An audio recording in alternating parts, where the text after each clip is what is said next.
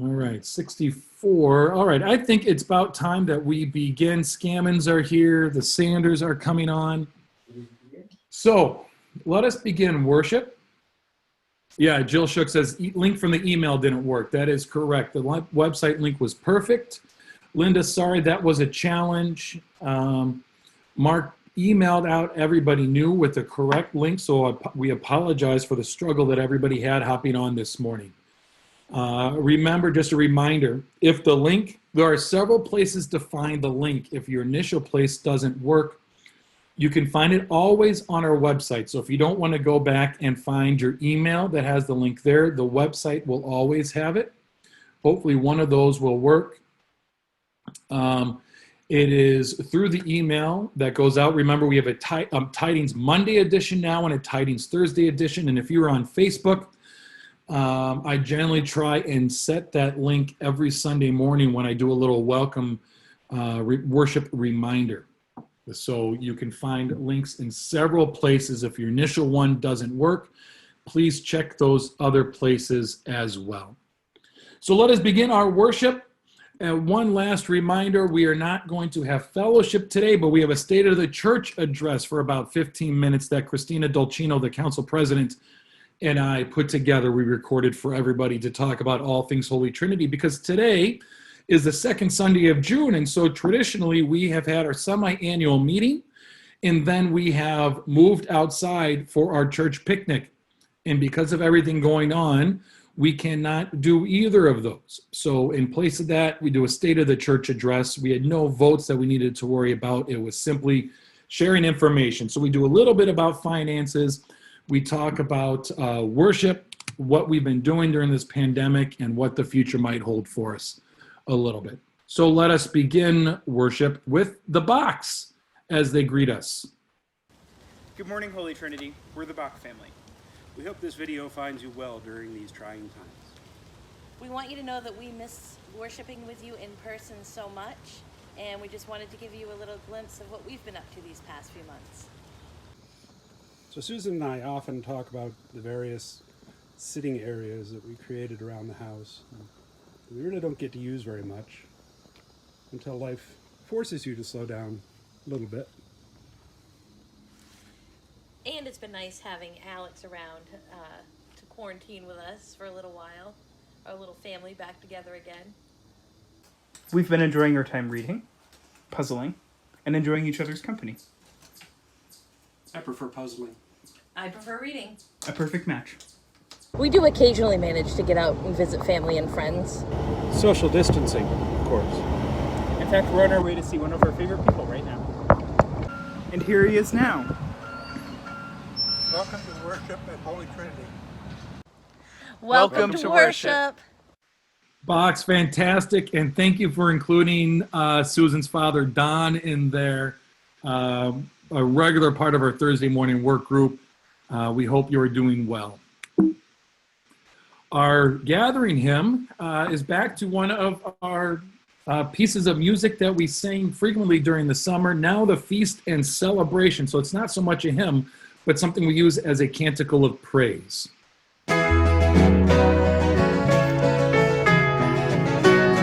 Now the feast and celebration, all of creation sings for joy.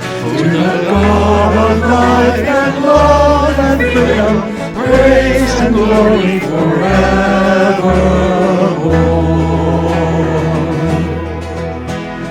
Now is the feast of the Lamb once slain, whose blood has freed and united us to be one great people of God. Now the feast and celebration, all of creation sings for joy. To the God of life and love and freedom, praise and glory forevermore.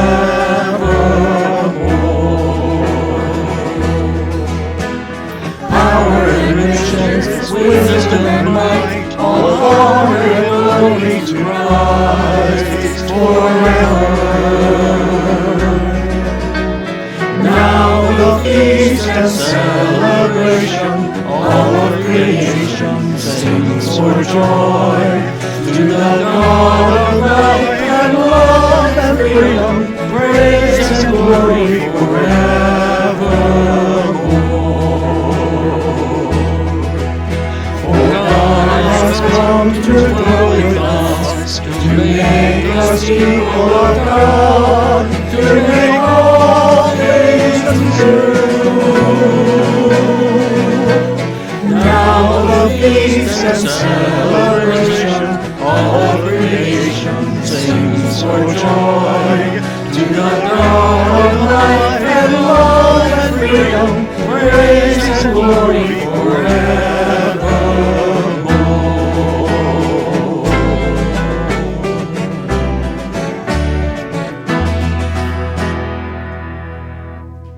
It just feels good to have a familiar song like that that seems to flow out of us. So thank you for putting that together, everybody.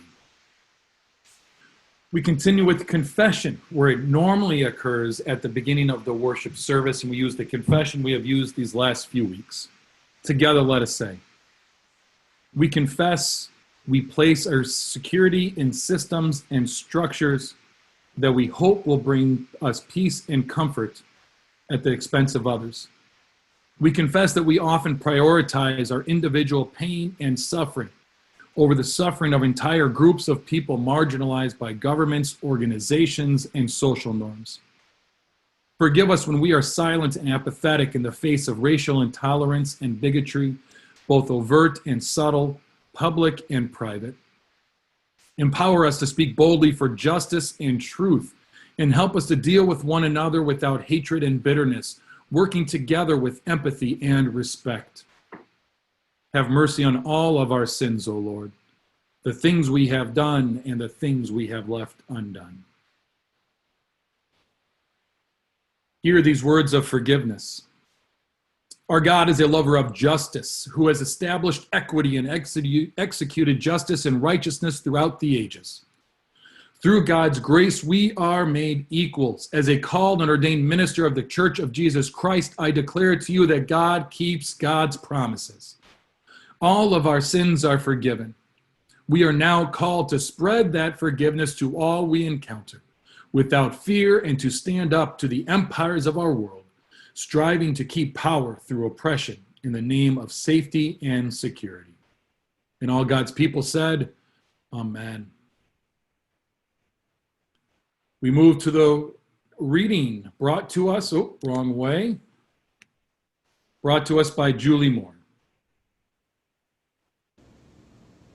Good morning. Today's gospel reading is Matthew 9:35 through chapter 10, verse 8. Jesus went about all the cities and villages, teaching in their synagogues and proclaiming the good news of the kingdom, and curing every disease and every sickness. When he saw the crowds, he had compassion for them, because they were harassed and helpless, like sheep without a shepherd. Then he said to his disciples, "The harvest is plentiful, but the laborers are few. Therefore, ask the Lord of the harvest to send out laborers into his harvest." Then Jesus summoned his 12 disciples and gave them authority over unclean spirits to cast them out and to cure every disease and every sickness. These are the names of the 12 apostles. First, Simon, also known as Peter, and his brother Andrew, James, son of Zebedee, and his brother John, Philip and Bartholomew, Thomas and Matthew the tax collector, James the son of Alphaeus and Thaddeus, Simon the Canaanite, and Judas Iscariot, the one who betrayed him. These 12 Jesus sent out with the following instructions: Go nowhere among the Gentiles, and enter no town of the Samaritans, but go rather to the lost sheep of the house of Israel. As you go, proclaim the good news. The kingdom of heaven has come near. Cure the sick, raise the dead, cleanse the lepers, cast out demons. You received without payment, give without payment. The word of God for the people of God. Thanks be to God. Well done, Julie. Thank you. I went with a more serious image today. That is Archbishop Desmond Tutu. The reason why I use it because I really enjoy the quote that accompanies that image. We need to stop just pulling people out of the river. We need to go upstream and find out why they're falling in. I share that because at the end of the sermon you're about to watch or listen to, I use that quote. So we move ahead into the sermon. I again do it in front of the whiteboard, so hopefully you're able to see that.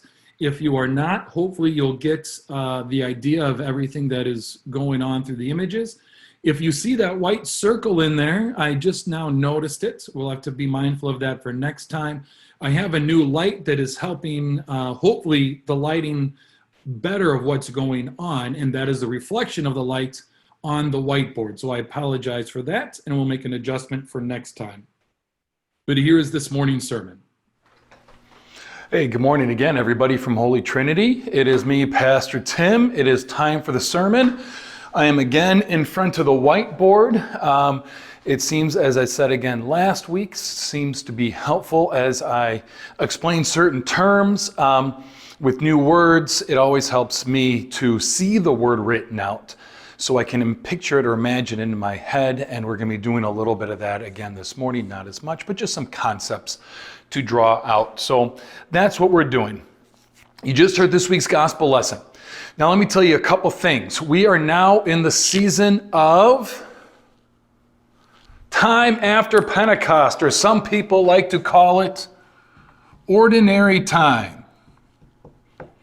I like ordinary time over time after Pentecost. Let me tell you about what ordinary time is. We are so familiar with names of the other seasons of the church, right? Our church year begins with Advent. We celebrate, or we look forward to the birth of Christ. Then in Christmas, we get the birth of Christ. In Epiphany, if Jesus was born at Christmas, those 12 days, Epiphany is, who is this child that was born? And so it's all about this awakening to who this child is.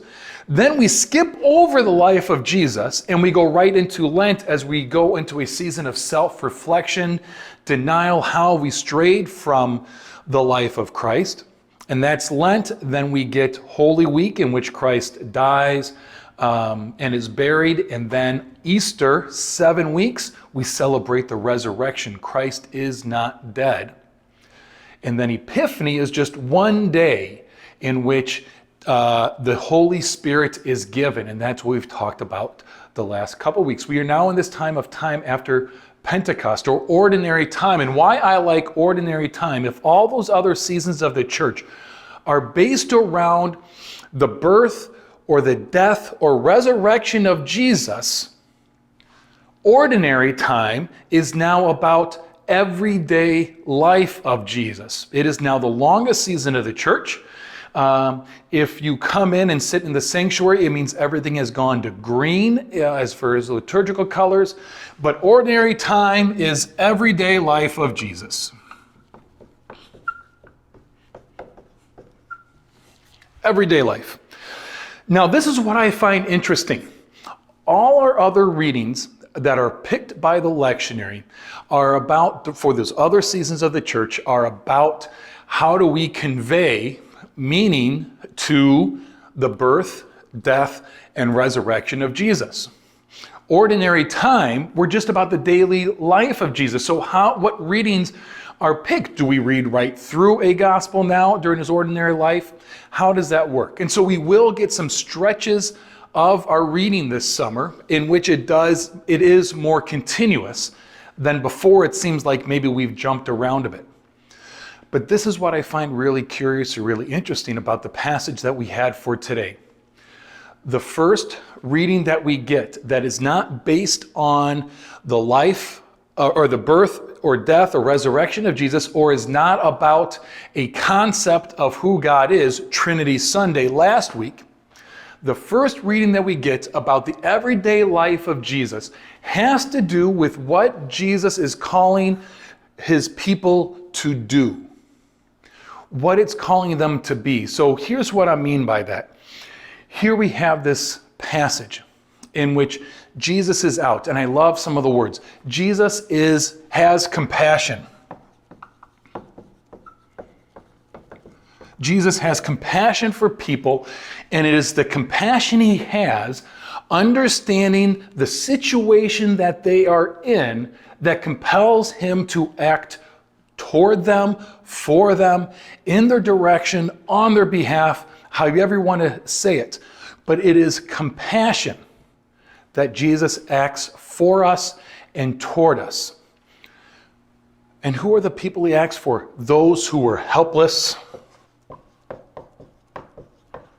And let me see what that other one is. Do I have it written in here? And harassed. I can't believe I forgot that one. He's looking at those people who society has kicked out, kicked down, left out, ostracized, right? Whether it's happening as an individual way or whether it's this large system that has said, you don't matter. They are harassed and helpless. Jesus is compassion, and Jesus, by his action, is saying, you do matter. You matter to God. And so what does Jesus do? He cures, he heals, he redeems. And what we need to make sure is so much when we talk about what Jesus does when he cures and he heals, and we'll talk about this a little bit more later, it's not just about a physical healing that Jesus does. As important as it is, that's not really what it's about. It's about what that physical healing allows to take place or occurs afterwards, and that is a re-entry into the community. That people who are helpless and harassed, whether they've been poor, whether they've been sick, whatever, what race and not even, we're even talking about concept of race or demographic they were part of. The race wasn't a concept at that time, that came on later. That's why I checked myself there. Who are those people that have said, nope? And Jesus comes in, has compassion, and restores the community. He brings them back into their fold. This is what Jesus is doing by himself at this time. What is great about this passage, and I think it says a lot about who we are as a church, and I mean as a group of people, not as a building, because what Jesus does, he now gathers those 12 together, right? And he commissions them to go out. Now, what's interesting about it is when he commissions them to go out, this can be misinterpreted. He says, go out to the lost house of Israel, almost as if Jesus, it could be read, Jesus is for them, not for others. I don't think that's correct, because this isn't the only thing that Jesus says on this. Rather, what Jesus is doing, he's saying, go out and remind the lost house of Israel the promise that was made to them on their behalf and who they were called to be and what they were called to do, because it seems they have forgotten it. And so what Jesus is doing is when he calls the lost house of Israel, he's hearkening back to Abraham, and that a big major promise that influences so much of the Old Testament is God promising to Abraham and saying, you are blessed to be a blessing. I am with you so you can be with others. I am close to you. Go be close, walk with others. Jesus' first step is to remind people this is what you are called for. Now go and do it, because after he gathers them together, he commissions them to go out. And when he commissions them to go out, right, it is cure the sick, heal the lepers. In the end, it is about restoring community. Oh, I misspelled community. That is what we are called to do. Later on in Matthew's gospel, that commissioning that he gives to these 12 to the lost house, he doesn't just say go to the lost house, but remember how Matthew ends. Go to all nations, baptizing them in the name of the Father, Son, and Holy Spirit. This is just the start. This is not the ending. And to me, this has to do with us as church. We are called to participate in this, not just to the lost house of Israel, because that's where Jesus began years ago to remind people, but we are to go out to all people. That is the purpose of the church. So I want to talk about the church just for a minute. The church comes from a Greek word called ekklesia.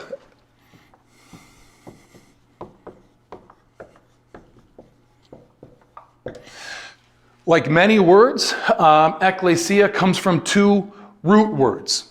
It comes from ek, which is out, and it comes from kaleo, to call. When you put them together, ekklesia, you get the called out ones. Church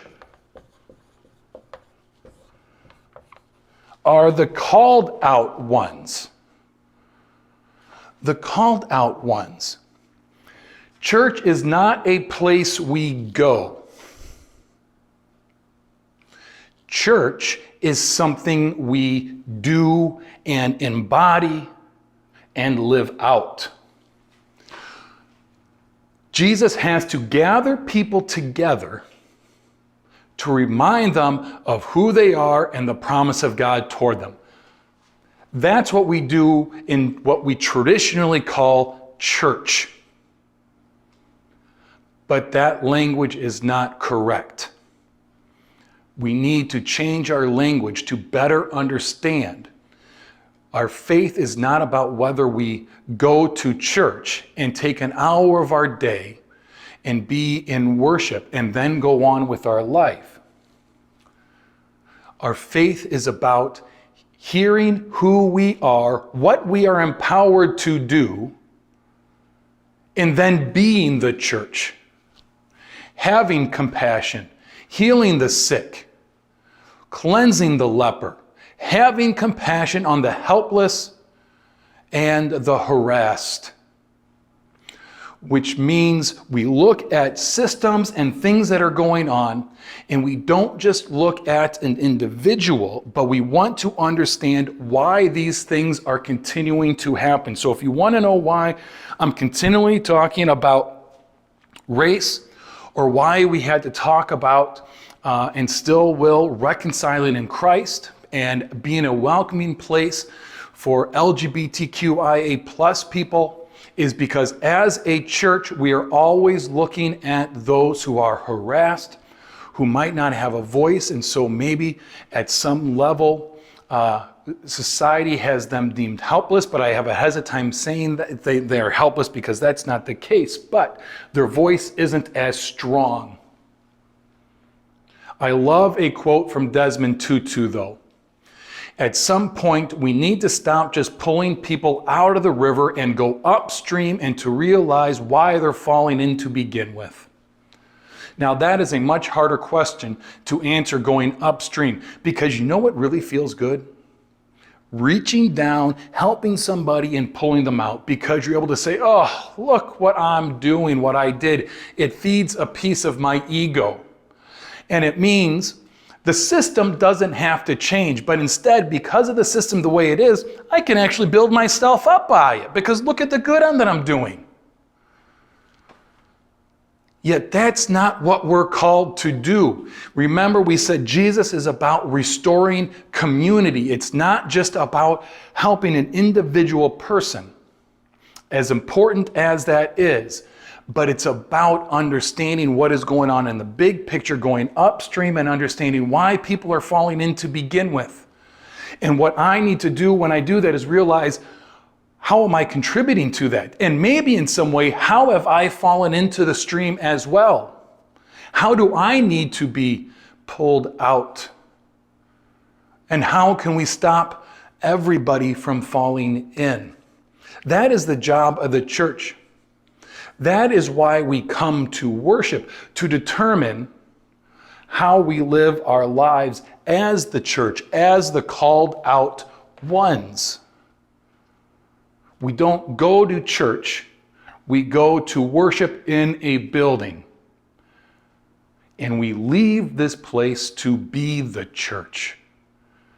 If nothing else from the pandemic, I think that is something that we are learning over and over again.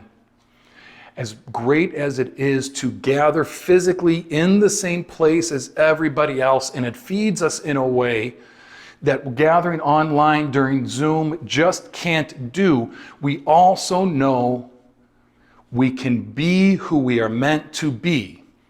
We can be the church without having to gather here. Because when Jesus heals the sick, when Jesus cleanses the leper, when we do these things, be the church. We don't do them within our building, we do them other places. Right? I always like phrases to help me better understand different aspects of faith. And to me, it is God saves, we serve. God saves, period. Your salvation is in the hands of God. Your neighbor's salvation is in the hands of God. The people you can't stand, salvation is in the hands of God. The people who can't stand you, their salvation is in the hands of God. You have nothing to do about saving somebody or saving yourself. God does that. We live our salvation. We live our faith. We live the new life we have been given by serving others. Love God by loving our neighbors.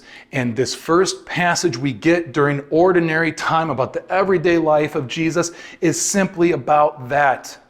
I don't think it's a bit of irony or coincidence that the people who put together this lectionary reading for today, knowing it was going to be the first Sunday in Matthew of ordinary time after Trinity Sunday, to say, here's what you are supposed to do. We're not just trying to understand better about the birth, death, or resurrection of Jesus, but now we get to get into what it simply means to be a follower of Jesus. Having compassion, seeing who is harassed and helpless, admitting how we have been made, how we are contributing to and might be helpless ourselves, and admitting it, asking for forgiveness, and going out and partnering with God to build the creation that God always dreamed it can be and will be in the end. That's who you are. That is what you are called to be. More powerful than we ever could imagine. To do things that seem impossible. And yet, with God, maybe there's some hope. Amen. We continue our service with the offering. Social ministry update, that amount that we have raised has not changed to replace the cuts from last year and to increase that. We have raised $13,461. All of that money is in the process of going out to those organizations that we support. Thank you for the way you have given. We're going to keep pushing this until the end of June, so 2 more weeks to try and get us to that goal of 16,000. If we don't quite make it there, this is a win. This is money that was not planned on being given. So thank you very much. Mail in your check or drop it off at church. Use the Alexio app. Go to our website or text to give. Glenn, thank you for sharing your faith here. Good morning. My name is Glenn Oswald. I've been a member of Holy Trinity for about 8-9 years now. My faith journey started actually with my parents, Bert and Charlie, and the pastor who married them baptized me and confirmed me. Being set in that Christian community was had a lot of passion for me. I enjoyed it. I was involved with the youth group and that kind of a thing. And as years went along in that community, I ended up going to a judicatory youth leadership event, which gave a whole perspective of my faith and what I had achieved through the day of confirmation. As the years continued, I found myself throughout my life being constantly put in place with mentors and pastors and professional church workers who enlightened me and gave me hope and understanding and deepened my understanding of faith. First of those was with a LCA Lutheran, UCC and Presbyterian campus ministry at Syracuse University. One of the events we went to in that was a Lutheran Student Movement event in the Poconos. And the Saturday evening Vespers dramatically impacted me for the rest of my life. Because it basically asked the question, for me anyway, and in terms of the Vietnam War and the violence and death that was happening then, if my faith says one thing, what does it mean that I do? As a result of that, I ended up leaving my major of architecture and decided to be into some kind of ministry. And again, moving to different campuses and ending up being involved as a director of Christian education in reserve-certified congregations. Soon after that, leaving that and becoming a part of the LCA. And becoming the first associate ministry in the Pacific Northwest Synod. And still encountering people who broadened and deepened my understanding of faith. Through the years, I ended up being involved with outdoor ministries and had to be recertified again or re-rostered again and going through the same process that a pastoral candidate goes through. And every time I did that, I had to do that twice. Every time I did that, I was challenged to think more about who I was, what my personal understanding of mission and faith was, and what my role in that could be. It's important to notice that through these years, I think, I found myself becoming deeper and deeper into understanding what the church was all about. And even though I didn't always agree with the church, I thought it was important for me, at least for my faith, to be authentic. And then that broadened and expanded to other parts of me. Along that way, too, I ended up developing a logo for myself. I don't know how well you can see it, but it's basically a Chi Rho that is stylized, and that on one side, though, has a leaf on it, so that there's an understanding that this is God's redemption and grace is for all of us and all of God's creation. Matter of fact, one of my favorite crosses is this one,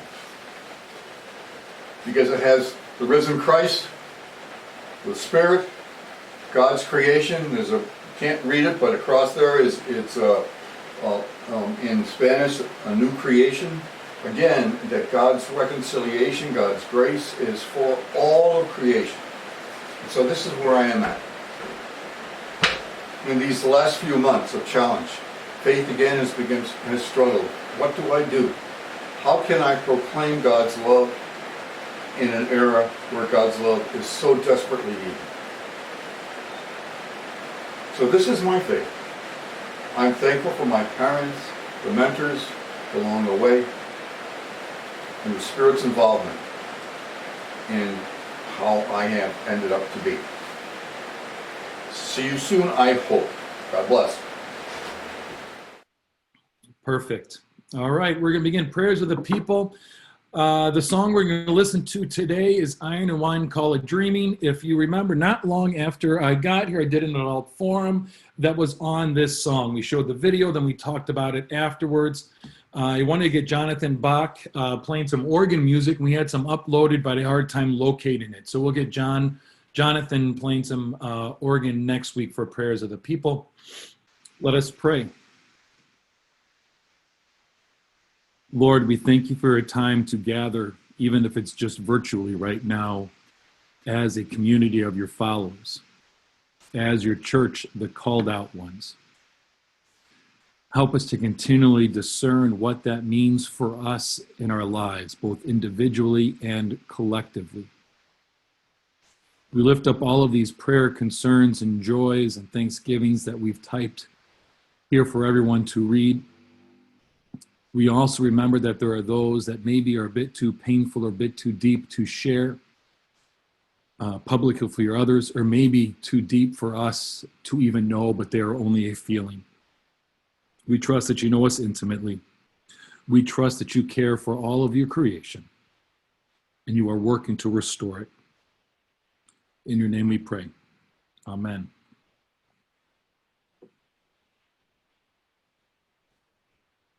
We continue with Remembrance of Communion. The Lord be with you. Lift up your hearts. Let us give thanks to the Lord our God. During this time of being physically distant, may we remember God's promises of love and forgiveness are not rooted in our actions and abilities. They are firmly planted in God's action through the Holy Spirit. We have gathered for worship in the past. We heard the words, body of Christ shed for you and body of Christ given for you. Those words are as true today as they were the first time you heard them or the last time you heard them. Whether that was March 15th in our sanctuary or decades ago in a church that no longer exists. God's love and forgiveness come to us through the word and sacrament. Through a time of exile from the church building, as we fast from the sacraments, may we rely solely on the word of God to do what it says. Love and forgive. And all God's people say, Amen. Together let us pray the prayer that Jesus taught us. Our Father, who art in heaven, hallowed be thy name. Thy kingdom come, thy will be done, on earth as it is in heaven. Give us this day our daily bread, and forgive us our trespasses as we forgive those who trespass against us. And lead us not to temptation, but deliver us from evil. For thine is the kingdom, and the power, and the glory, forever and ever. Amen. A few announcements to highlight. One, we said this last week, there are anti-racist resources on our website, but we have a new section as part of it. There are resources for parents and for kids. So if you're a parent, a grandparent, and you're looking for resources or books to share with your kids, we have a section on that. It's htelc.com. Go to Grow, and under Grow, you'll see anti-racist resources. So thank you for everyone who has shared those with us. If you want to sit in the sanctuary on the Monday version of Tidings, the Monday edition, there is an email, sign up genius email that goes out to give you an opportunity to sit in the sanctuary. Those opportunities are Tuesday afternoon and Thursday morning. There are guidelines on how to keep our facility safe for people to come in and sit. So please, when you walk in, you'll see those guidelines. Please follow them. It seems like everybody has so far. Thank you very much. BYOB squared, we continue. Oh, that's, I forgot to adjust it. It will be on Wednesday this week. So we're going back to the original time. I apologize for the ways in which we've had to alter it back and forth. But it is Wednesday. We continue our conversation of the sermon by Otis Moss III, The Cross and the Lynching Tree, a Requiem for Ahmaud Arbery. It is 22 minutes long. We're now at about 16 minutes in. So even if you haven't joined us the last couple weeks, you are always more than welcome to join us the next week. So please, Wednesday at 7 Eastern Time, 7 Eastern Time. We're starting something new, a pop-up pantry. During this time of increased unemployment, decreased funding for certain services, we have a great location by Walmart, by subsidized housing. We're going to start a pop-up pantry, and it's simply, in a very short explanation, we're just going to put out food and let people take it. And it'll be available on that area that faces Walmart. If you want to help, we will put out a list soon in which the foods that you're looking for. We're going to change one of our areas so we can store that food. The old intern office, if anybody knows where that is, that's in the process of being made available to store food. And if you want to help set it up or take it down, there'll be a Sign Up Genius going out this week. So please be looking for that information and how you can help with our pop-up pantry. Summer school is out. We saw that from the Wesleys. Thank you for, he said, thank you for online learning is done for the time being. So with that being done, and with many school or other activities canceled, I'm going to do a read aloud. And I'm going to read The Lion, the Witch, and the Wardrobe. I think we could do that on Facebook Live, do it every day for a couple weeks. If you want to participate, please let me know what you think might be the best time for you and your family or grandkids or people of any age. Maybe you have read the book a long time ago. You want to hear it again. It is fantastic. If you want to go and get a copy of the book yourself so you could read along with me, that would be great. But we're going to do a read aloud, The Lion, the Witch, and the Wardrobe. So please looking for when that would be, and let me know when you think it would be a good time for your family or kids to participate. It may not be perfect for everybody, but we hope if we do it through Facebook Live, it can be available for you when you would like to use it. But if we do it in a way we're all available, maybe we can do a little chat. Ellie is up by 6 a.m. Frank and Rebecca, I don't know if we're going to do it at 6 a.m. So, but let me know, and we'll see if we can find a time for everybody else for it to work. Birthdays and anniversaries. Here's Napoleon Dynamite. May your wildest dreams come true. And Ron Burgundy, happy anniversary. Stay classy, everybody. Do we have birthdays and anniversaries we can share for people? Judy's mom, Judy Galley's mom, will be 83 this week. Please wish her a happy birthday for us. Other birthdays and anniversaries. Linda's birthday was yesterday. Linda Sunderland, thank you. And Juanita is 19. Thank you, Sihon Bings. We saw that in our prayers. Mark's birthday was last week. Mark Edwards, happy birthday, Mark. Franklin and Alice are celebrating 29 years tomorrow. Wonderful. Great niece Athena is 1 for Jessica Feely. Wonderful. Larry and Bonnie celebrating 56 years. Congratulations. And Will Wesley's birthday is Friday coming up. Happy birthday, Will. Ellie lost her second tooth. All right, Ellie. And Emily Rainey's dad, Joe, his birthday is today, and Chris turns 30 on Tuesday. Happy birthday, Joe, and happy birthday, Chris.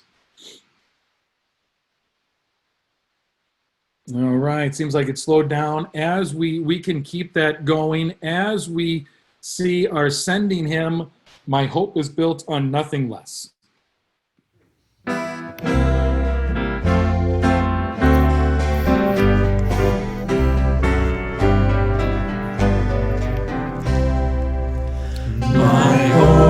Is built on nothing less than Jesus' blood and righteousness. No merit of my own I claim, but wholly lean on Jesus' name.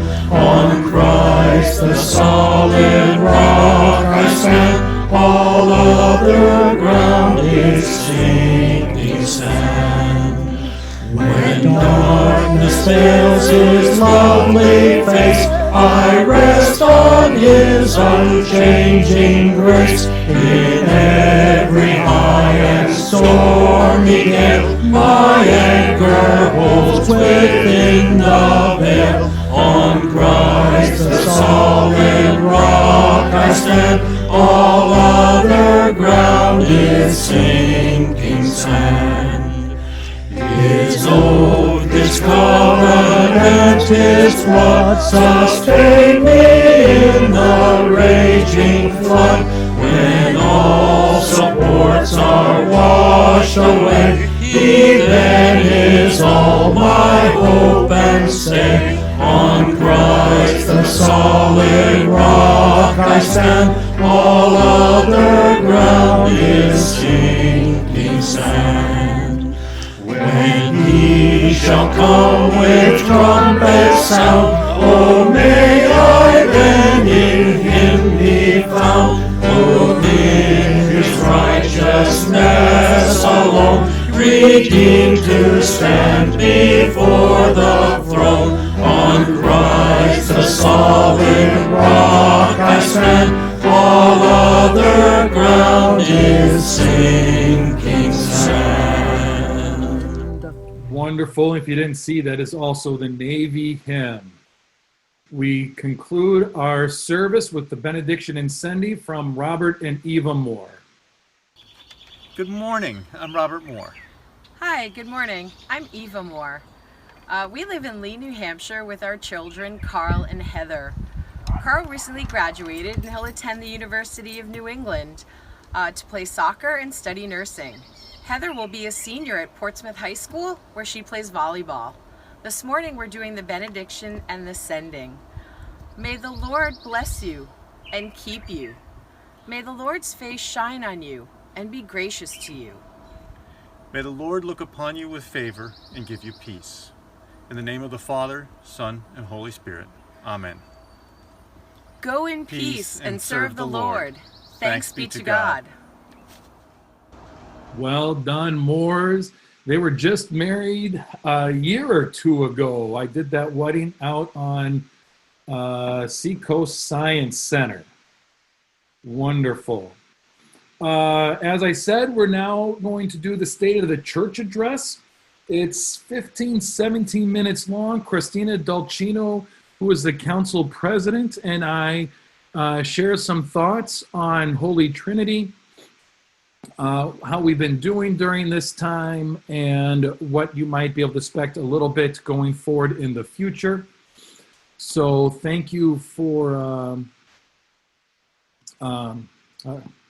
I'll be able to say thanks, but everybody's doing stuff. Sorry, I lost my train of thought there for a minute as I saw a couple chat messages come in.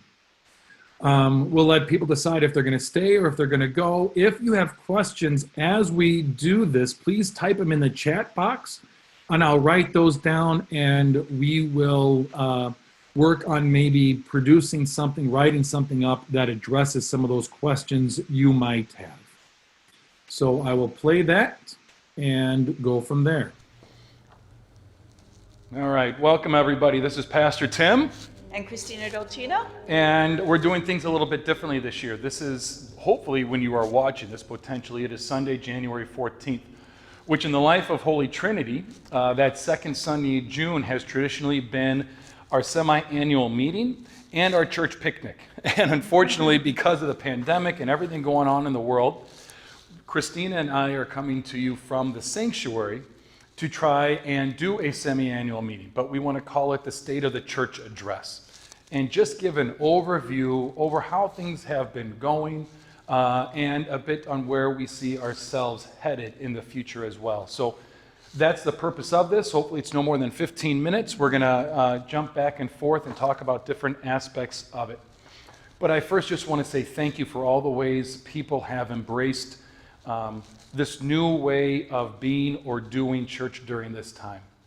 When we started off on March 15th and to go virtual worship, we really thought it would be just 2 or 3 weeks. We were hoping that we'd be back in our sanctuary Palm Sunday, which I think was maybe April 14th. So that's 3 or 4 weeks after. And here we are, June 14th, 3 months after the fact. And we are still dispersed worshiping in our homes. So we know it's not ideal. We appreciate the way that so many people have made the best of it, have contributed to it, sent encouraging words, have participated in new ways. It has really just been great. So I want to, before I turn it over to Christina, please remember the best ways to keep in contact during this time is utilize our webpage, htelc.com. Mark does a great job of keeping that up to date. So any Zoom links for worship gatherings, Bible studies, all of that kind of stuff are there. Also, you will find videos, old worship. So if you can't worship with us on Zoom on Sunday morning, you can always find it there. They're generally available by Sunday afternoon. Also, if you just want the sermon, that's available on podcast, wherever you find your podcast. And another great place is through email, the Tidings. Tidings used to be just one day a week. It'd be on Thursday. But now we have a Tidings Monday edition and a Tidings Thursday edition because there just is so much information to get out to you that we're doing those twice a week. So I know it's easy when you get an email, it's from church, or it's just a list of whole other things. You know, I get them from school, and you probably don't give them the attention that they need, and you delete it. And I ask you, don't so quickly delete an email when you see it's from church, but please read what it is. Although be mindful, if it's from me asking for gift cards, it's spam. Those are circulating around again.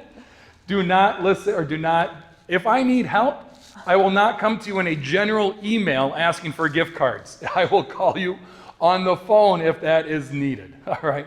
So please skip that. And also, if you're on Facebook, we are on Facebook, and that's another great way to keep up to date with what's going on. And that just is used on a regular basis. Articles, videos, thoughts, comments, pictures of things that we're doing. Facebook, I believe it's .com/HTELC is our Facebook page, but search for us. Christina, I'll turn it over to you. Thanks. Yeah, thank you. Good morning, everyone. I'm Christina Dolcino, the president of the Church Council, and I would like to share with you some financial highlights, which is especially significant during this time of worshiping online. Linda Edwards, our treasurer, has reported that we were $4,000 ahead of our overall budget at the end of May. This is without receiving a payroll protection plan loan through the stimulus bill. Thank you for your generosity. We also want to thank Barry Philbrick, Linda Edwards, Dan Scammon, all of whom provide different services related to our finances. We are grateful also to more members who have shifted to online giving through the church's Alexio site. This has been helpful for our counters during the pandemic. In May, Serve the Lord Committee initiated a campaign to raise additional funds to make up the difference between our 2019 and 2020 budget for social ministry. One role of Social Ministry Committee is to allocate funds to local and international organizations. During this campaign, we achieved to date $13,464. This amazing amount of money is now being distributed to the Synod and to Seacoast organizations. We are providing important support given the increased demands of these groups and decreased number of donations to nonprofits due to the COVID. Some of the local organizations we support include Operation Blessing, Salvation Army, Crossroads, and Dover Friendly Kitchen. We also want to thank Ron Endorf for his years of service as chairperson as a member of the Social Ministry Committee. The Mission Investment Endowment has started to make movements. We are going to make steps to appropriately invest in a structure that will help us grow our money as well as make it available when we need it. This finishes our financial update, and I would now like to tell you about our ministries. Remarkably, we have continued most of our vital ministries while not being allowed in our building. Pastor and Faith Big, our faith educator coordinator, are developing an online VBS program for families to enjoy together this summer. We hope many children will participate.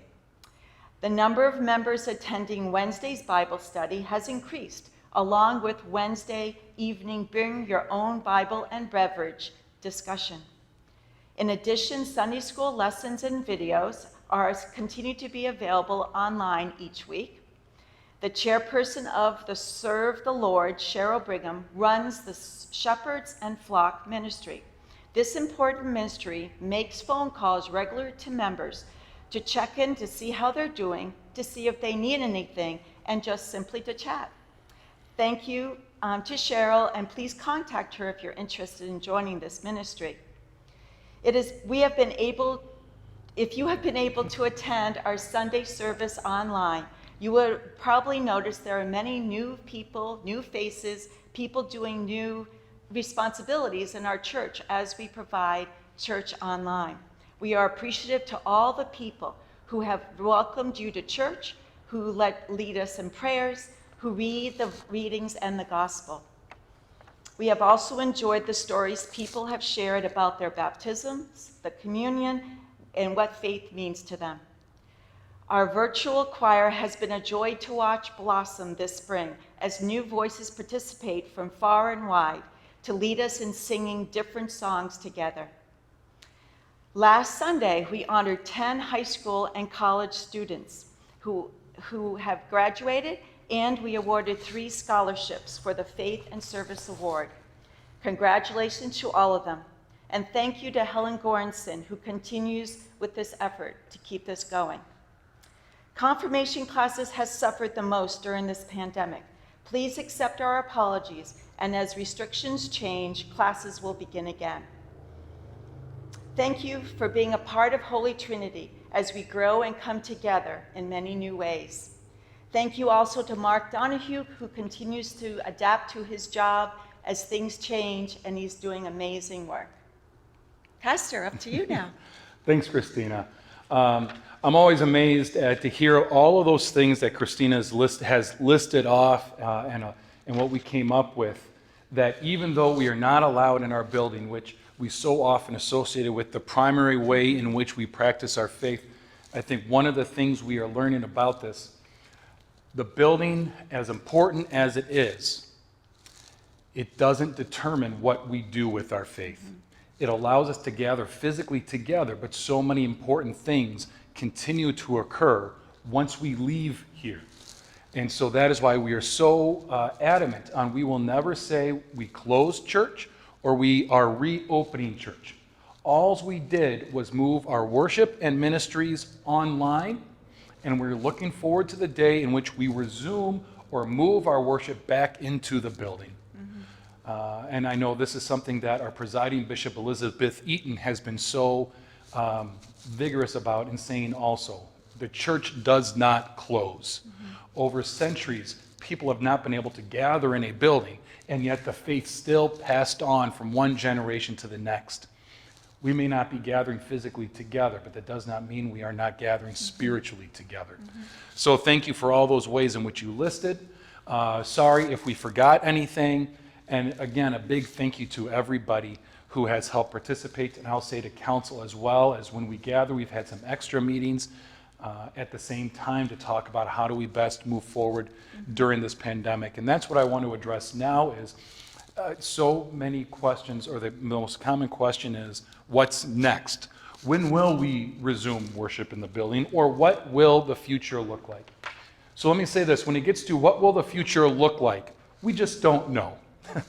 We know it will not be the same, which means there will be some grief involved. When we are able to come back in this building where we are, and you are able to sit in the seats and see the stained glass window behind us, it will not have the same order or perhaps even the same feeling as when we left here in early to mid-March. That also does not mean that it can't be meaningful and it won't be important, or whatever the future holds won't be good.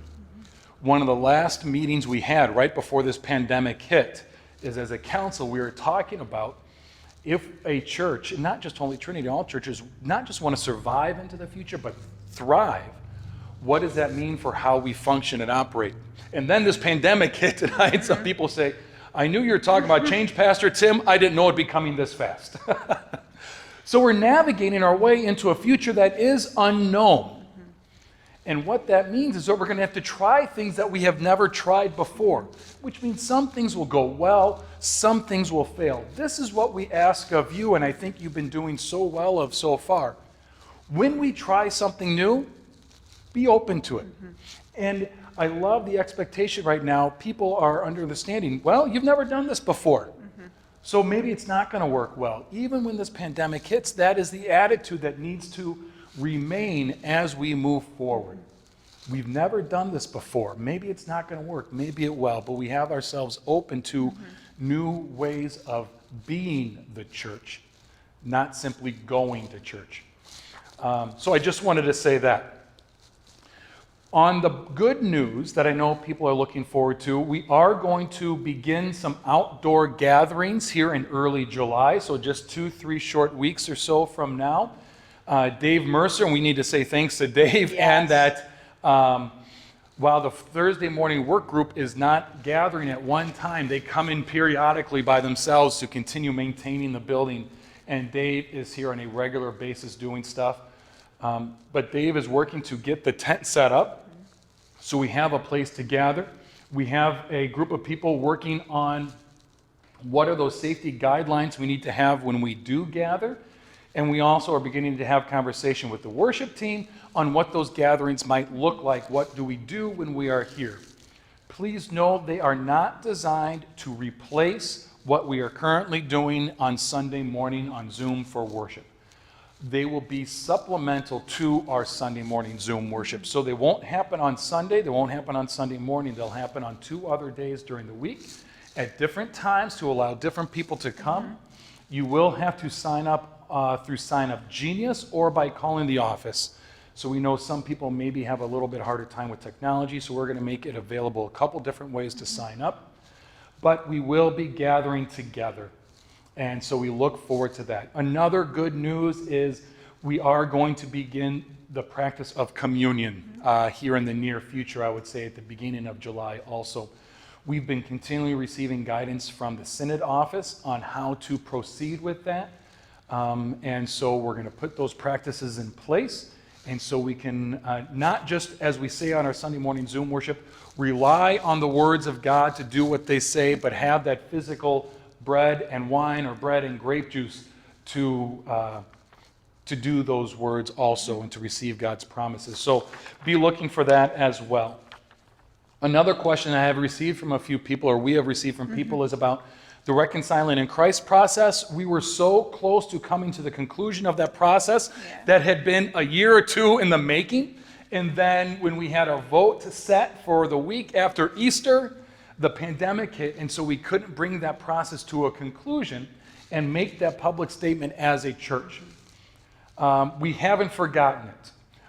Unfortunately, the way our Constitution is structured, we are not able to do a vote unless we are all gathered in person, and we are not able to gather that amount of people together in person under these safety guidelines we currently have. So we're looking at and not just for reconciling in Christ, but we don't want a congregational vote that can't happen to impede us from moving forward in what we believe the correct way in the future.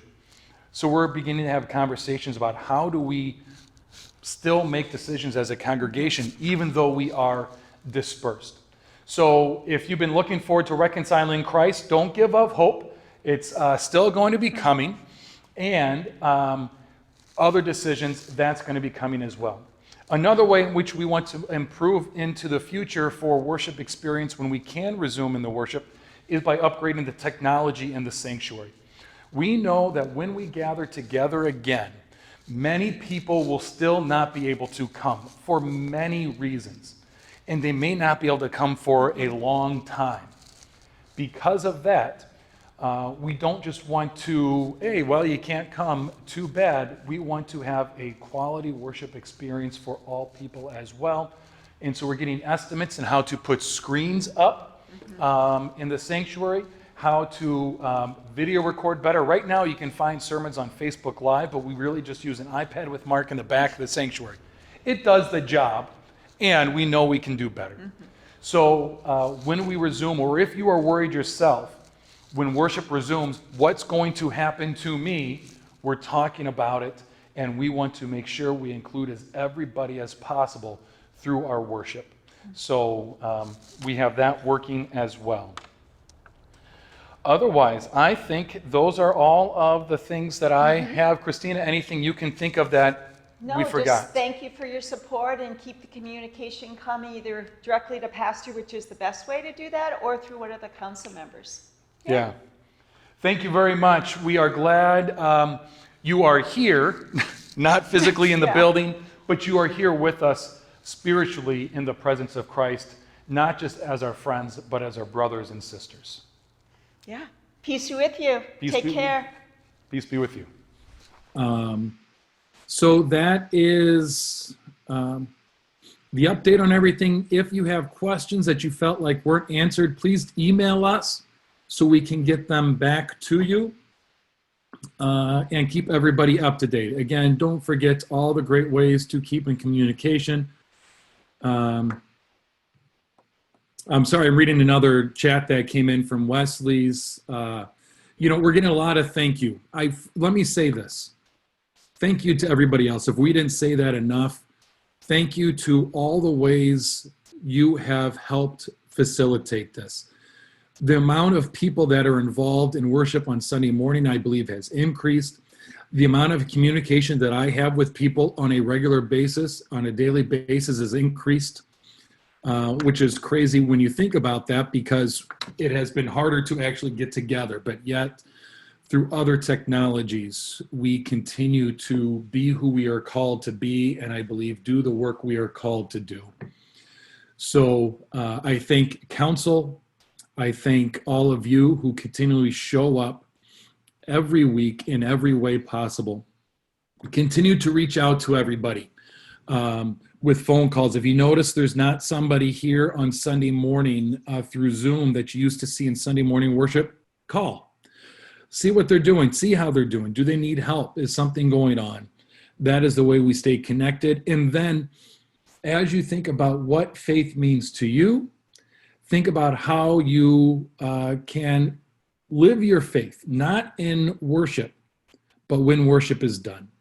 One of my favorite things that I've seen on bulletins in other churches, and maybe we'll add this to ours at some level, I think I've shared it before.